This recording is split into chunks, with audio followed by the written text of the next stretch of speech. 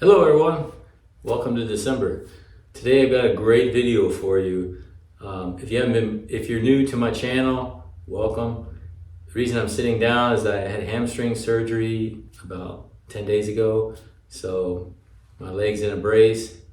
I was blessed enough to go to the running event this week in Austin, Texas, and I went to one seminar which was put on by Kofuzi, Kenny Ko. He's one of the largest running YouTubers. He's got over 160,000 subscribers.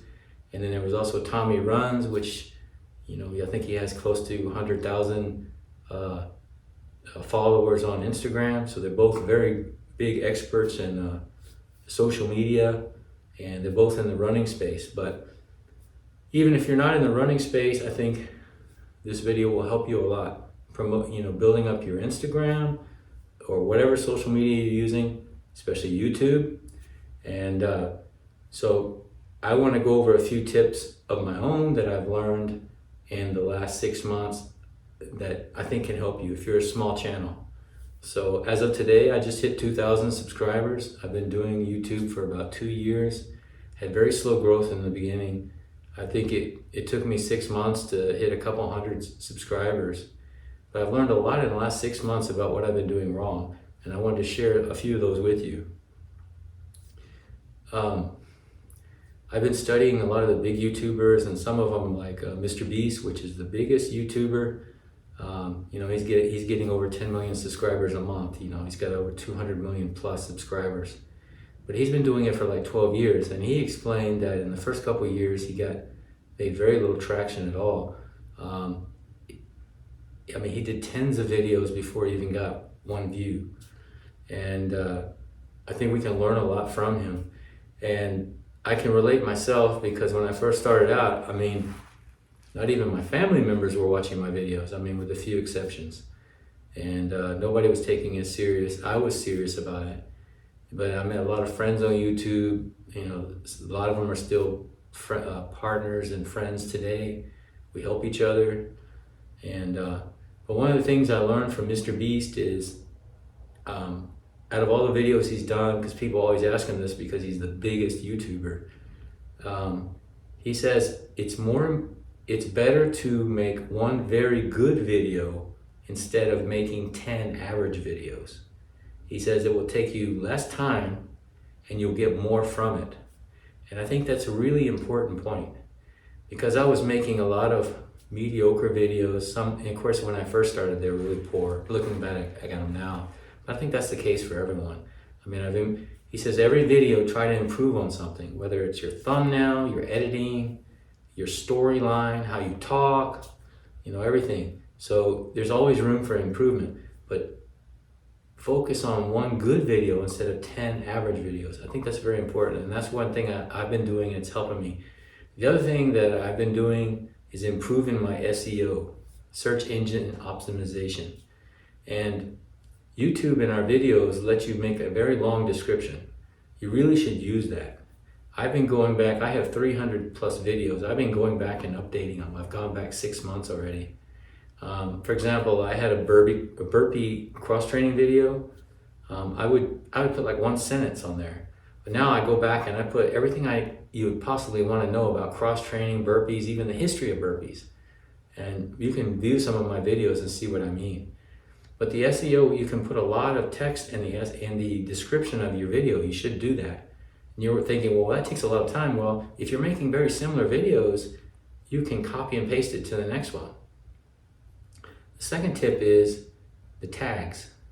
When I first started doing my videos, I was putting a few tags in the description. That does work, but it's not the best way to do it. And I've been updating my videos now. I learned from others. YouTube has a box section where you can add tags. And as you type in there, it will suggest tags to you that other people have used. You should use that. And one very important thing is you get 500 characters. So that's a lot of words or even sentences. Like, let's talk about burpees for a second. I would put best way to build upper body strength, build big biceps, build big triceps. I was using these as keywords. You want to fill that up until you get to the 500 number. Every time you add a word in there, it subtracts from 500. You want to get as close to 500 words and 500 characters in there as possible, and then save it. It really helps your video a lot. And I've been updating mine. For example, I have a short right now. It's how to climb stairs with crutches. I posted it 3 or 4 days ago. I'm still getting about 30, 40 views an hour. And it's focusing on how to help somebody, how to do something. That's also important. If your video is focused on teaching someone, like I had a previous video, how to catch a football. That one did very well. How to climb stairs with crutches. And in the tags, I put every possible keyword about using crutches in there. So, and I've noticed that a lot of my viewers are coming from the shorts board, but a lot of them are also coming from YouTube search. So people are searching things about crutches and it's automatically taking them to my video. So I think that's very important. So those are my tips. So now let's go to the conference at the running event. And the speakers are Kenny Ko, which goes by Kofuzi on YouTube, and also Tommie Runs, which is big on Instagram. And I think you will learn a lot. They start off by talking about what retail stores can do to improve their social presence, and then towards the end of the presentation, they go into detail on using how to use CapCut, how to edit right, how to make things have more pop, and make your video do better. So I hope it's helpful for you. Enjoy. I'm Kofuzi. I'm a non-elite runner who reviews shoes on YouTube. And with me today, I have two very great, insightful minds on the same subject. We got Tommie Runs, who is the host of the Run, Eat, Sleep show, and one of the members of the PR Project. See Gary in here as well. PR Project are going to be the guys who are giving us the live stream from the running event this year, which is going to be super exciting. So these guys have a lot of great insights. And then we also have Cara, who is the Chief Marketing Officer at Gazelle Sports, who has worked with Tommie quite a bit, and I thought bringing her in would be really important to get some of the retail perspective in terms of how they're using social media so successfully. All right, so basically to kind of set the table and some expectations for you guys, or maybe to dampen expectations a little bit, I want to say that this session is for primarily running retail, especially if you're the running retailer who's been out there thinking like, I know I need to do this, but it seems complicated, or I don't like it, or I don't want to do it, and it's always kind of been a little bit of a black box. Hopefully this will demystify some of it for you and show you that this is something that you can tackle on your own. You may not want to tackle it on your own because it isn't, I understand that it isn't just something that you can easily just add on to your already busy work schedules, but hopefully we can demystify it a little bit so you can understand and get a better grasp of what we're talking about. But also if you're a run club leader or just generally looking to improve your reach on social media in the running space, I think that you'll be able to glean some of the techniques that we're using that we can work together as retailers, like influencers or community leaders, and also brands kind of like as a triangle or a 3-person team that we can help improve the running experience for a lot of the people that we are trying to reach. All right, who are we? I'm a YouTuber. I've been doing this full-time now for about 3 years. And that's where I primarily live, although you might also see me on Instagram as well, and those are my 2 main social media platforms. I'm in some of the other ones, but there's a lot of them that I don't particularly spend a lot of time on, so I'm kind of like focusing in on those. And Tommie is in Instagram primarily, but he's also in the podcast space as well, doing a lot of interviews, pro athletes and other running celebrities. And then Cara is at Gazelle. All right, so the agenda that we're gonna go over for today, we're gonna talk to you guys about number 1, and I think this is gonna be the big thing that I want to get across to the running retailer who is not sure about how do you introduce some more of this stuff, or where do you find the stuff to talk about, is that the share-worthy events are already happening in your store. You just need to find a way to share those events with the rest of the world. And then you can create it with just your phone. And so at least when you're getting started out, you don't necessarily have to invest in a whole person or team of people that are going to be putting content together. This is stuff that you can share about the stuff that's already happening with the tools that you already have. And then we're going to talk how do you, again, create that reach, working with brands, working with local community to help extend the reach of those things that you're already doing. And so the main retailer we're going to be talking about today is Gazelle Sports.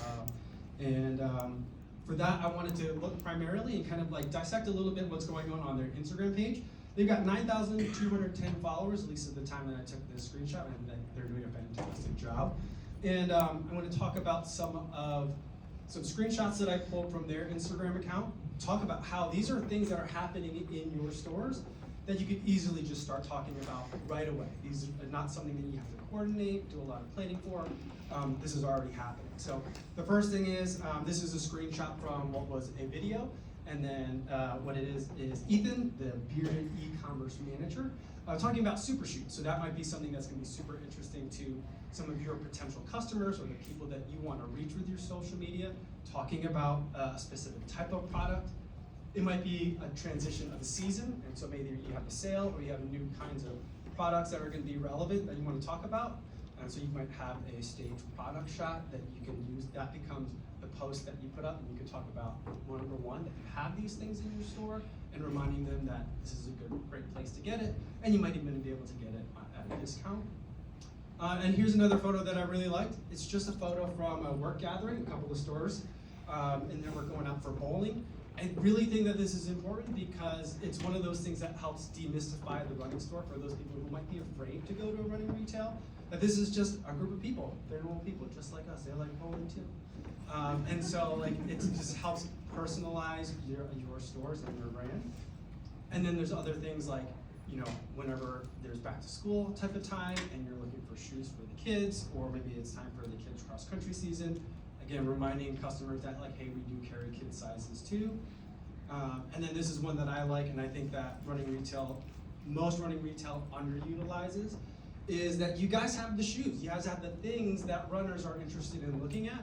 And so whether you're announcing a sale or whether it's a new shoe that's been released, you can talk about, look at how many we have. We can tell you about them. We've got them in store. You can try them on. That shoe that you've already seen a bunch of reels and stories about, you can come in and put them on feet and check them out for yourself. So that's something that you can do as well. And then another thing that I like that they're doing is they're leveraging kind of like media content that the brands are sending. So here's one from Seish, where Allison Felix's brand, when they're talking about how they're going to start carrying this product. So again, the thing that those runners have already been thinking about and interested in trying out and curious about, you can now try it out at store, and they didn't have to go make a post about this. They didn't have to go film anything, hire a photographer, videographer, or anything. This was content that they had received, and they were able to put that up and create their own post about that to tell the audience.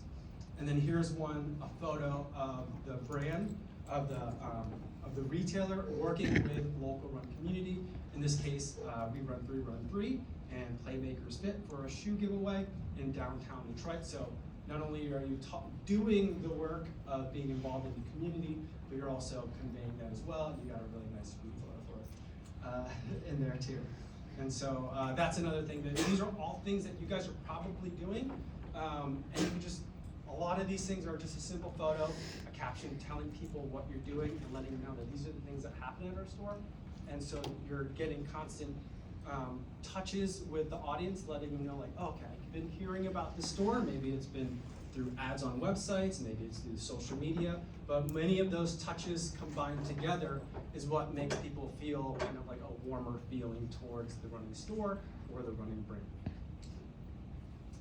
So those are some of the things that I think are already happening at the store that you guys can already talk about. So now you have the events, how do you show them to the rest of the world? And I think that one of the things you can do is the most easy tool that you have is the one that you already have in your pocket, and that's your phone.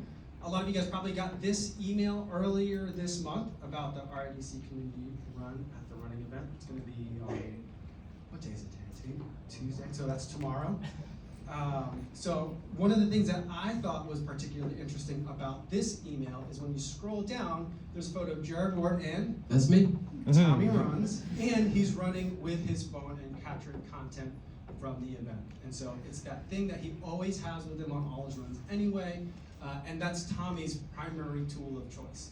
So not all people on social media only use their phones, but a lot of people do, and you can make really great content with that. So that's the main example that I want to talk about. Because to get started, an iPhone or an Android phone, if you're in the green bubble, has everything that you need to get started because it has a really good camera on it already.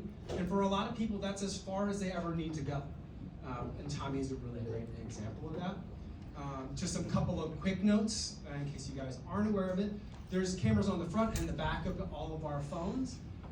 The rear ones are usually a better quality than the front, and they usually tend to have a little bit less grime on them too for some reason. And so I always kind of suggest that people use those. And at least on the iPhone, I'm thinking that probably also works on a lot of Android apps as well. You turn around, especially if you're taking a selfie, you can always turn around the camera to look at yourself because it's better, and then you use the volume buttons to take the photo. And so you don't have to worry about like, how do I push the digital button on the back side of it? So that's just like a quick little thing that you can do as you're taking your photos and documenting those things that you're doing at the store, whether in selfie mode or not. So one of the other things that I recommend for people to do is photos are really quick to take. So just take them, do it once in portrait mode, and then flip the camera over and do it in landscape mode, just because it gives you more options to work with later. And one of the things I think Tommie's going to talk about is just having a lot of content to work with makes it a lot easier for you later on in terms of picking the different things that you can choose from. And so like this is just an example of kind of what those different angles might be and where certain angles might be better than others. You look so happy there. This was a really fun event. We did at Fleet Feet. We did a little bit of a meet and greet before the Chicago Marathon. And I was happy for all these people came to see me and say hi and grab some selfies. And so before the line started, I made sure to get a quick selfie of everybody, and I did take it 2 times just to make sure, like, I'm not sure what the camera's seeing, and didn't have a lot of time to like sit and look at the pictures. I wanted to hurry up and start meeting people. And so just a way to really quickly do it and then kind of put the phone back in my pocket so that way I still get to participate in the event while also photographing it. Now, Tommie says that he only takes photos in the portrait mode, is that right? That's correct.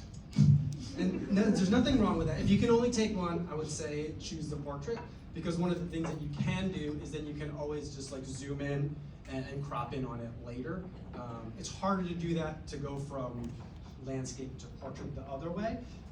So if you're only going to do it one, do it Tommie's way. I mean, for me, the reason why I only do portrait for the most part is because my main thing is Instagram. If you are going to be posting something to YouTube or something like that, then you have to consider more options, and maybe even Facebook. I haven't been on there in a while.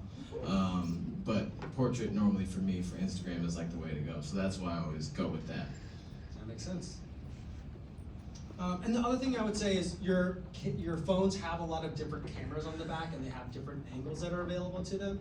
And that can also kind of help you tell your story and help you show people what it is that you exactly want them to see.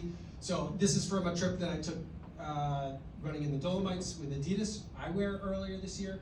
And the camera is the same distance in both of these photos. It's just an arm's length away.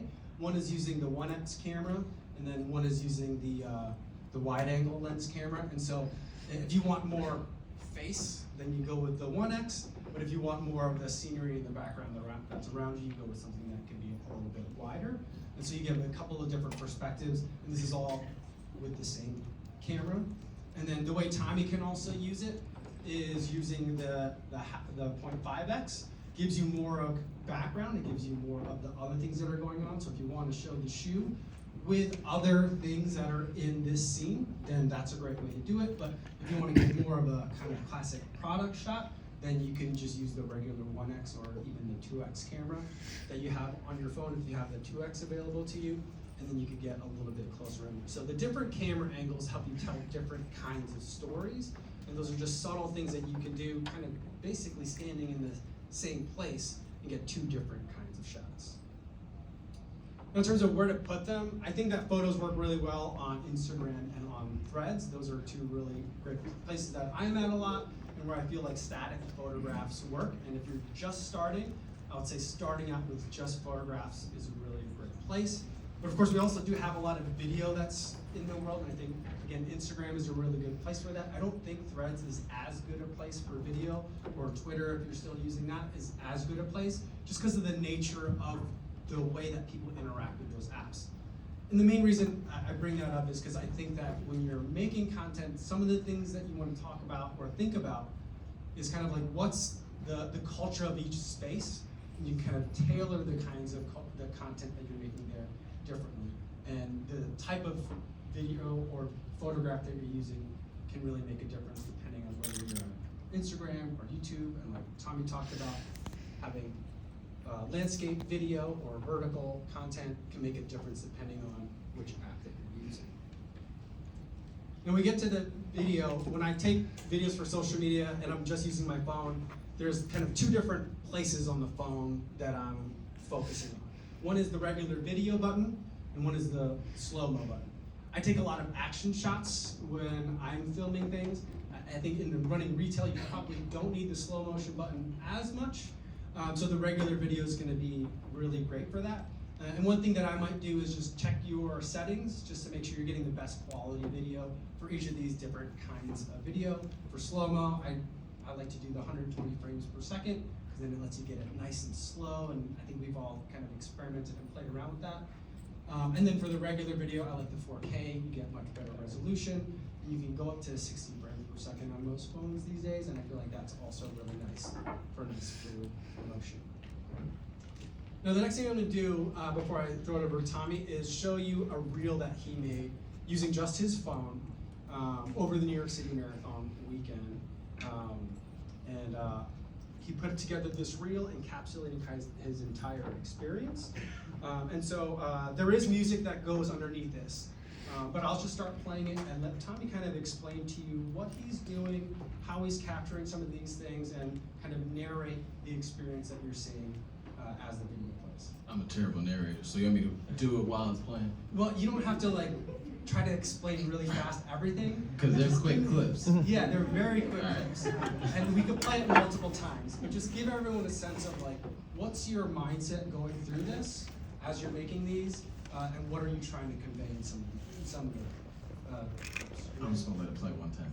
Okay, we can I'm getting let it. nervous. We can let it. But you gotta play. Wanna hear it?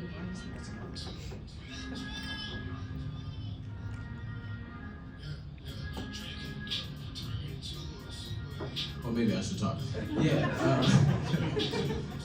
Yeah. So one thing that I try my best to do throughout a weekend or throughout an experience at an event is catch as much content as I possibly can that is like from my eyes, so that when people watch any of my content, they can almost feel like they're there or that they could be there.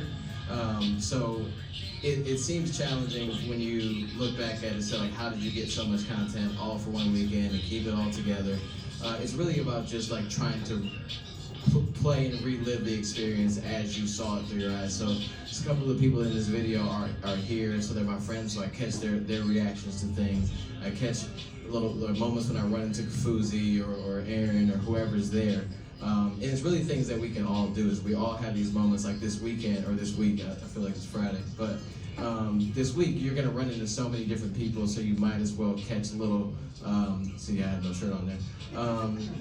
You're gonna see people that you're excited to see, and you wanna have some smiles and things, so it's really a good opportunity to catch a fun event and share it with your audience, and then just catch little pieces of it. So that's the end of it. So now I can stop. I was getting nervous as it was going faster.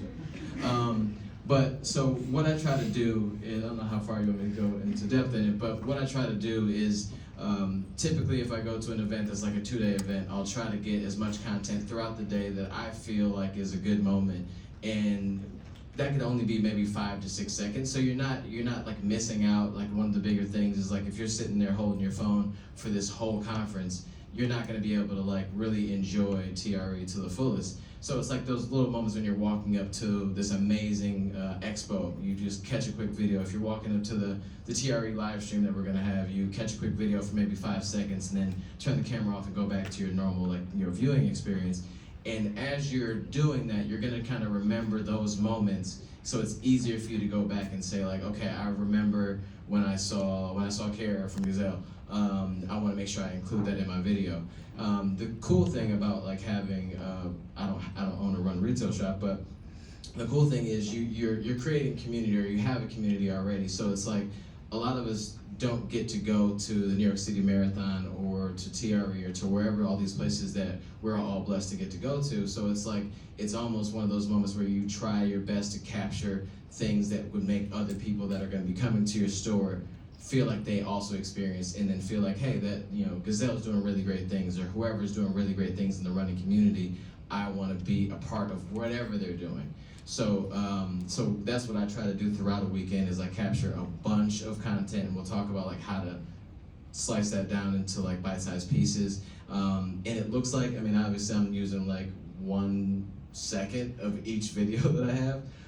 But then there's other reels that I made after this from the same couple of days that's much more in depth on a single moment. So it may stand out to be a video that someone can watch more often, because this is like 1 minute and like 30 seconds or something like that. But you know, like not every video should obviously be 1 minute and 30 seconds for Instagram, but you can easily find some of these moments that were 15 seconds and let it play to share with your audience what you want them to kind of see from your experience. Yeah, and I think that what Tommie does a really great job of throughout in this reel is showing, not only is he excited to see his friends that he's reuniting with at New York City Marathon, and we're all realizing that these bigger marathons are not just about the racing, they're about like the people that you get to see sometimes only at races, and so kind of reuniting with those people. But also you're getting a sense of scale for like how big is this event, how many people are there, and like what does the room feel like? So you're capturing a lot of those different emotions with that footage again. And then from like the social media standpoint on like how to try to grow an audience or get more like views on a reel, there's so many different moments where you run into people. Like every time I see Mike or Kofuzi, I purposely pull my camera out and try to film him, because if I can tag him in a video, someone's gonna look at it because he's famous, right? So it's like, it's those moments, but then you also have that in your store and at some of the events that you have with shoes that people wanna see. So don't waste those opportunities. If there's someone that's a local celebrity or a local run influencer or something, make sure you like include them in your content, as long as they're okay with it. But obviously the shoes they're not sentient beings yet. So catch the shoes if you can, and make sure that you include those in your content. Yeah, and then I think that what we can now do, having kind of seen what Tommie's putting together, let's take a step back and kind of dissect how he's making all those things. And again, these were, I think in this video, there was a couple of shots that other people shot of you in the race, but most of these are just shots that you're taking from your phone. Yes. And I think like kind of like the main category is like the point of view. And so Tommie's, as he's going around, kind of just like in that photo that he got snapped of himself for the RIDC run last year, he's got his phone out, and you're seeing on the screen kind of like what Tommie would see from his eyes, and he's holding the phone kind of right here, chest level. Is that it for most of it? I mean, sometimes I get crazy, yeah. So who in here is shooting content this weekend for your social medias? Keep your hands up. Who's using a phone to do it? Oh, that's awesome. Yeah, so like it's kind of like however, whatever moment, like this, the one where the lady's handed me the talent badge. I was a talent, thank you. I actually had her hand that back to me, like I gave it back to her and said, can you please hand it to me again? And recorded it. I mean, it seems pretty stupid, but it was a moment that like I, number one, want to remember, but then also I want to share with other people. So it's like you can, I'm really mad I don't have my phone right now, I could be shooting this.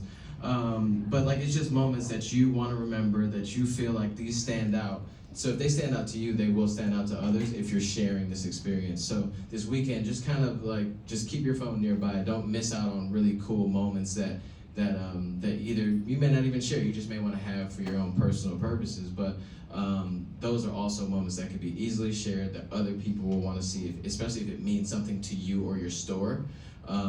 Because I mean, obviously, it seems like something that matters to me maybe won't matter to other people, but trust me, it does.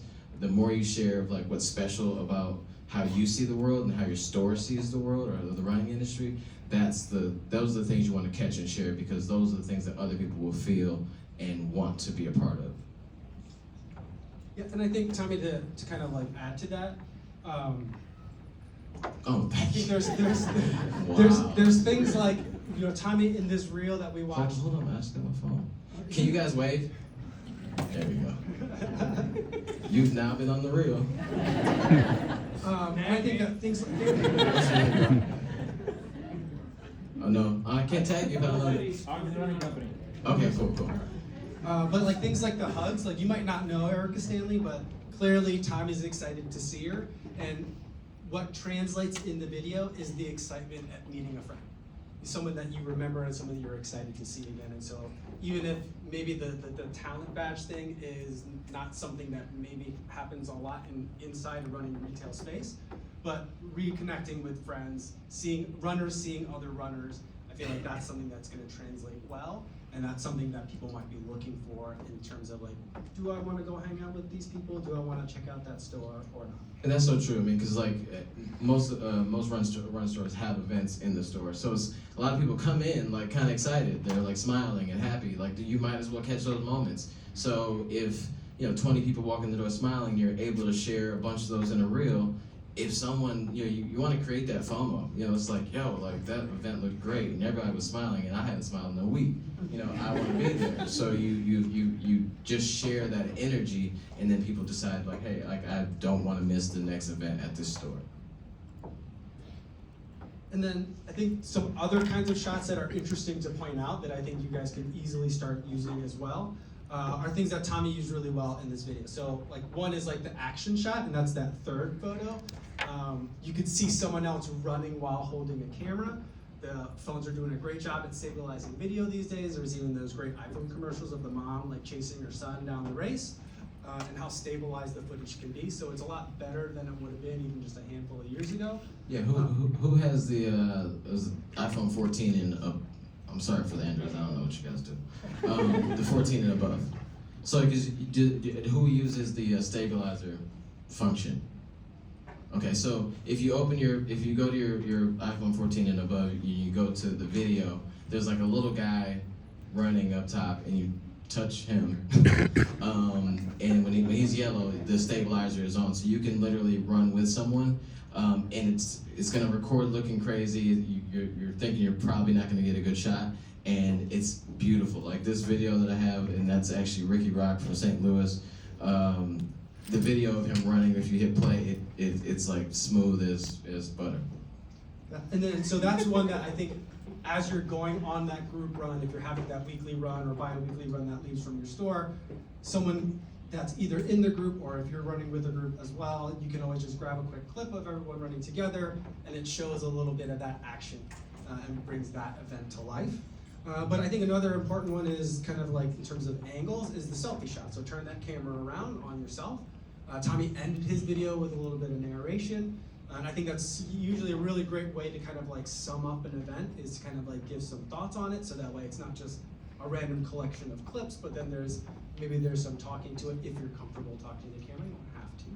And I think that's a good way to start a video too, like to catch people like right when they open the video, so they can continue watching. Like if it's a selfie or in selfie mode, of you saying what's happening, like we're about to get a group running and we're coming run 6 miles from here or whatever. That's a good way to start off, and then kind of close out a video with that like personal touch. And you may be at as a run specialty store, like it's not about the person holding the camera, but it really is though. I mean, because other than the fact that the shoes are in the store, people frequent a store because of the people that work there, so you might as well show yourself and them too. Yeah, and that also helps familiarize your potential customer base, people that might be intimidated by going to a running specialty store.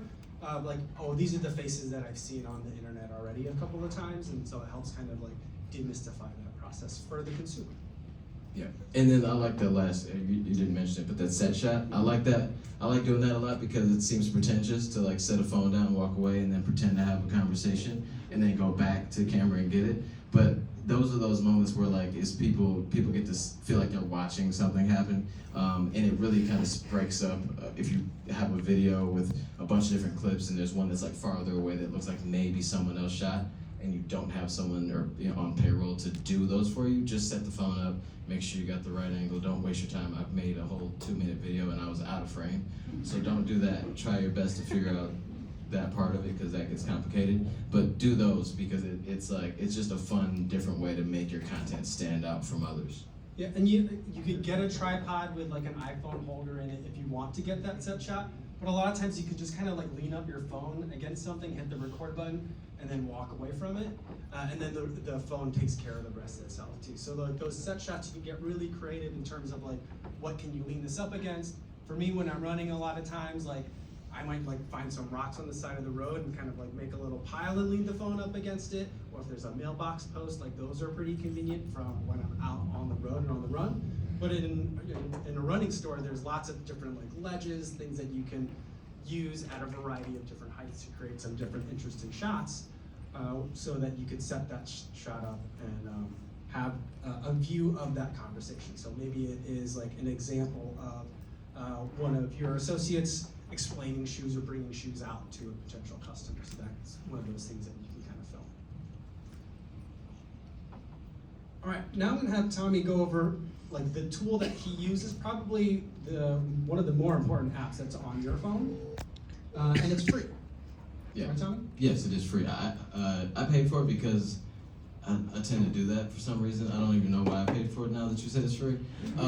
So who uses CapCut? If you don't use CapCut, what do you use? Somebody? Reels. Okay. Yeah. So Reels are a really great option if you have a video and it's just a few different parts to it.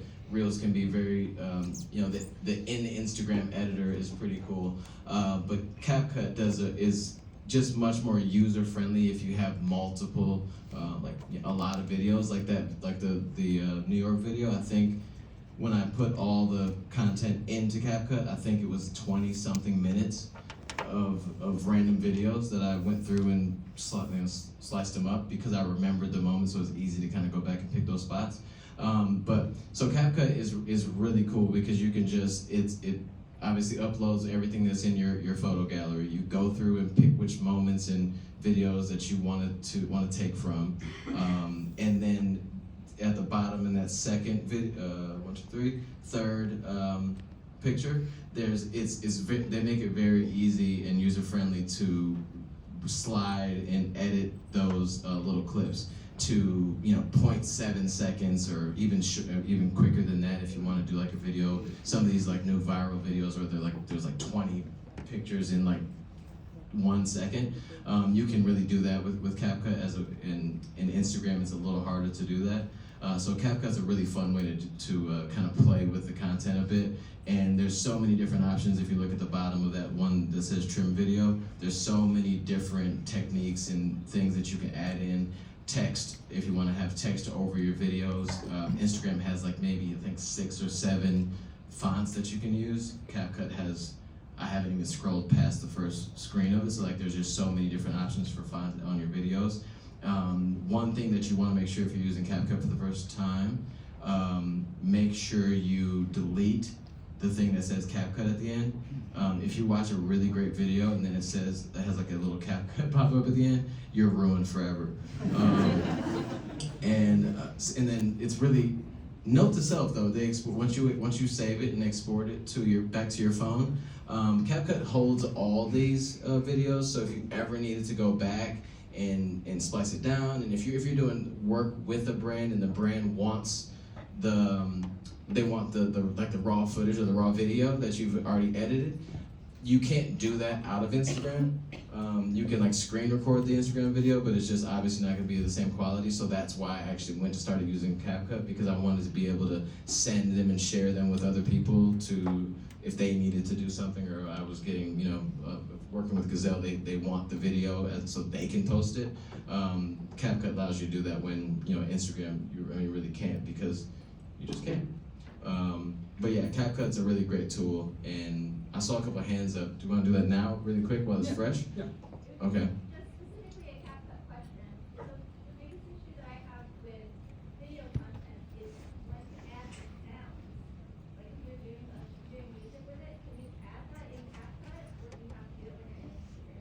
Well, so I think the question was, can you add the music or sounds in CapCut instead of doing it in Instagram? So for me, since I'm not a business, I can use any sound or audio that I want to. And if you're have a business account, a business account, you can't use can't use a Drake song or something. You can add music and all types of sounds in CapCut. They're just not going to be, copyright stuff. There's actually a section where you can go through. There's a point where it's uncopyrighted music, and you can just go through all those. They're not as fun as Michael Jackson or something like that, but it's an option if that's your only choice. Yeah, similar question essentially. I found what's easier is just adding music in the social media platform that you're uploading it to, after the CapCut process. The algorithm really likes the trimming sounds anyway, so I'm wondering, I guess, my question is the pro version of CapCut better for adding sound, or what's the difference between the basic and the pro? I don't know about. I think there may be a more extensive library of sounds or songs to use from CapCut, but it's still not going to be some of that viral or the audio, the user generated audios. And that's one thing too. As a store, you can't use, or as a business, you can't use copywritten music, but you can use the sounds that other people are creating in Instagram. So there is music there that someone has edited themselves and they own, but they post it on Instagram, and it's not backed by a music house. So you can use some of the sounds that other creators are using that are actually probably would do better than some of the sounds or music that is from a direct artist. So you can just scroll through their Reels part of Instagram and just find things that you like that aren't necessarily songs, but they're audios that fit the energy that you're trying to create with that reel. Save that audio and then edit in CapCut and then just use that sound over that. And one thing I started doing lately that I think is really fun for me, I guess I'm not really sure if anybody else likes it or not, but I like to use my original audio. I like to let it play through a bit. So in that New York video, if you're listening on your phone, you can hear some of the laughs and smiles and the crowd from New York City, Maryland. You really feel the energy, but it's just not dead noise at moments, and you just don't hear the transitions as much because there's music playing as well. So you can have fun and figure it out. You don't have to just mute out all the love and energy that you received while you're at your store. You kind of want to hear people say "Hey John," that type of thing. I don't know why I did that, but All right, we're starting to run late on time, and I want to make sure we get to the last section. It's not your fault, honey, it's me. But basically, the point that I want to make on this slide is that don't overcomplicate the filming of it. You basically want to get the beginning, kind of the start, kind of the middle, and get something at the end, and then edit it chronologically. For most of the stuff that you make, for most of the stuff that I make, for most of the stuff that Tommie makes, chronologically is great. But you just got to make sure you're getting that content from a couple of different key points throughout the event or the day to make sure that you have something to kind of put into that format a little bit later. All right, and this is the main part that I wanted to close out today with is, you're making your running store a community hub. It already is one, and so let's establish it as that place in social media, whether that's working with brands or running clubs or community leaders and running influencers. And so I'm going to have Tommie kind of go through a couple of events that he did with Gazelle Sports, and then we'll have Cara kind of give us some commentary as well from the retail side of it, what the benefits are for them and why they think it's beneficial. Tom? Okay, so this event this event was the spring marathon kickoff party. Everybody had already kind of raced. It was the perfect time where most people had raced some of their big races, and it was a time to come. Oh, this is actually the wrong one. I did one of those too, but this is the spring training plan kickoff. So it's hey, We're all excited. Here's a chance for a running store to have some people in the shop, and then collab with a brand to kind of show off what they have to offer.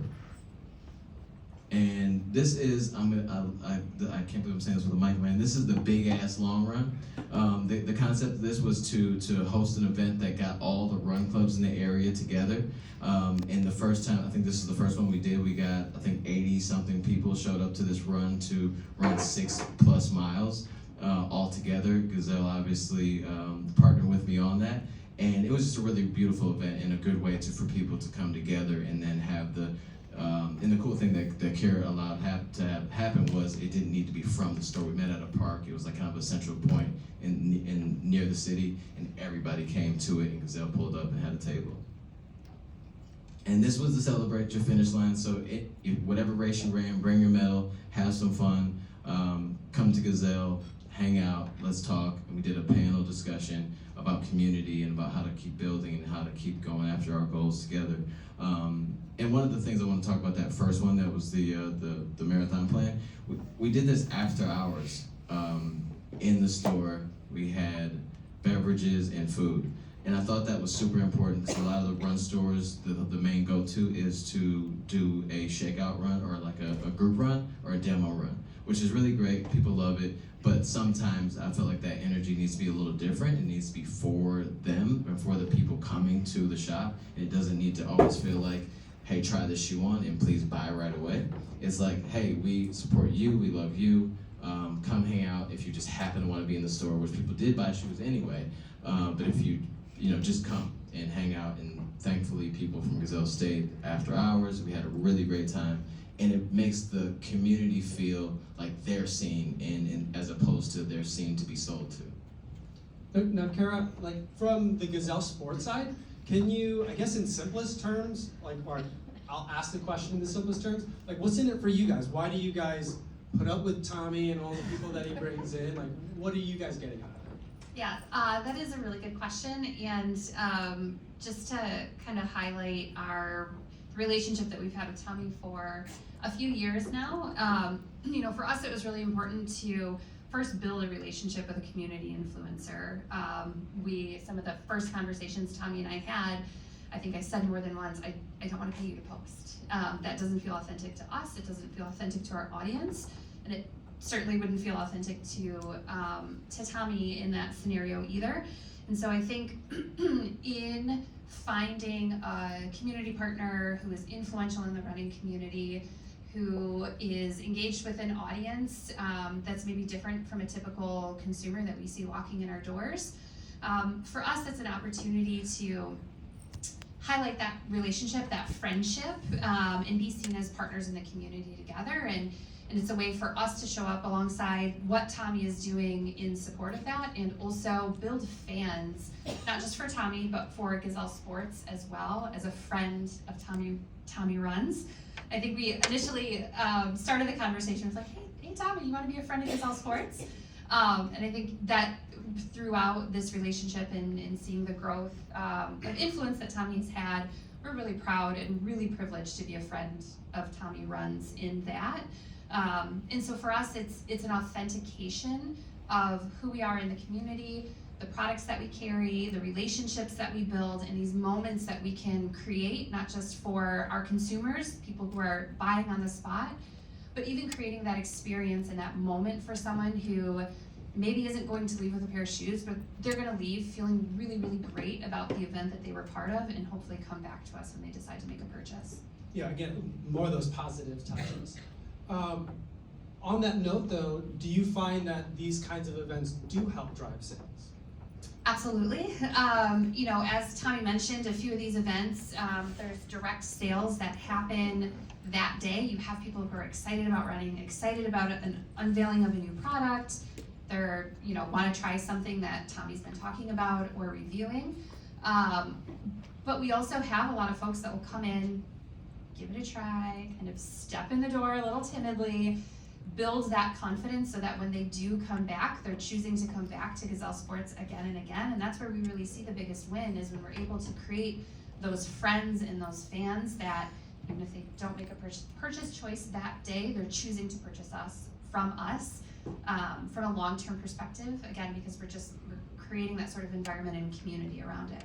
You know, one thing that I'd like to say thank you for is you guys did a great job at providing a space for me to try to create an experience for people, as opposed to having the pressure as an influencer or a person that's creating your store to feel like you guys need to buy some shoes or they're not going to do this again. You know, luckily that worked out well, but I didn't feel that pressure, and I think that that's a great way to build an authentic relationship, and then that relationship spills over into the people that are pulling up to your shop, and they feel like, wow, this is an authentic place, and I feel like it could be for me too.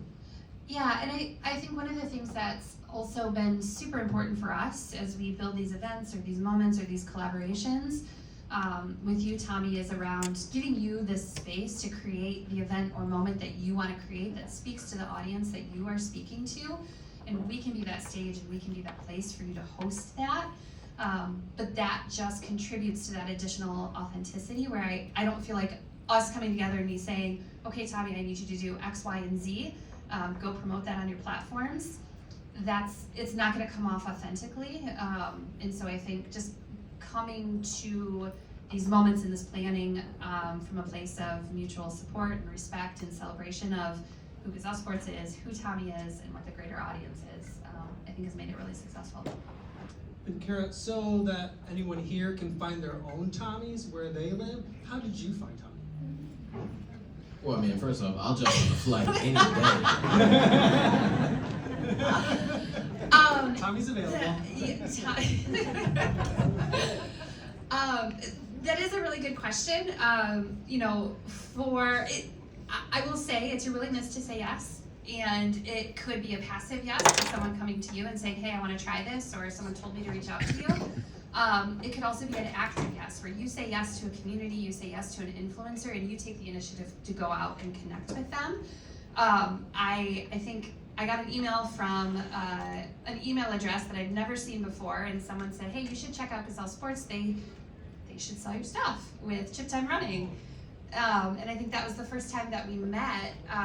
But again, it started from that kind of really authentic place of getting to know Tommie, what his goals were, Tommie getting to know Gazelle Sports, what we stood for from a values perspective, and continuing that conversation and relationship. And we got to a place where we could identify some shared goals that made sense for us to partner. But the number one thing is it starts with a relationship. It doesn't necessarily, and I apologize if there are influencers out there in the audience that are like, oh, don't say that.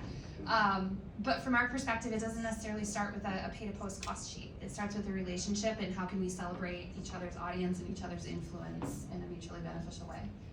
All right, and Tommie, to wrap it up for today, it's not just a two-way relationship. In a lot of these examples that we talked about, there's also like a major brand involved too. How are you getting them involved? Are you talking with someone at like a corporate level, at the tech rep level? How are you bringing in the brand? I think I've done it like multiple different ways. I think I've done it a few different ways. Like, and I've met some tech reps and say, hey, you know, because tech reps are always looking for ways to reach the community and do something a little different. So that's a good place to start because they're the ones that really have that relationship with the retailer.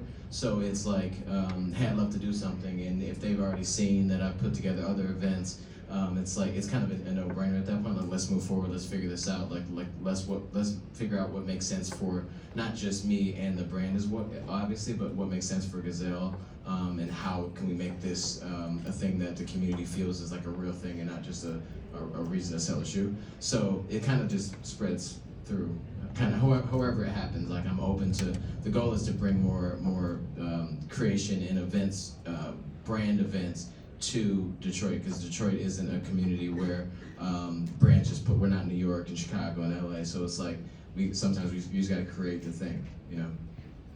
And I do want to provide a clarifying point on my previous comment as well. No, it doesn't start with a pay-to-post cost sheet, but that should absolutely be part of the conversation and part of what you are budgeting in seeking out these relationships, in seeking out utilizing content creators in your communities, that there is labor involved there, and that absolutely should be part of your budget. Amen. All right, I think that's a great place to end it. Tommie and I and Cara will be, I don't know about Cara, but I can speak for Tommie and I, will be around somewhere If you guys have any other questions or if you just want to grab a selfie, I'm always available. Thank you so much.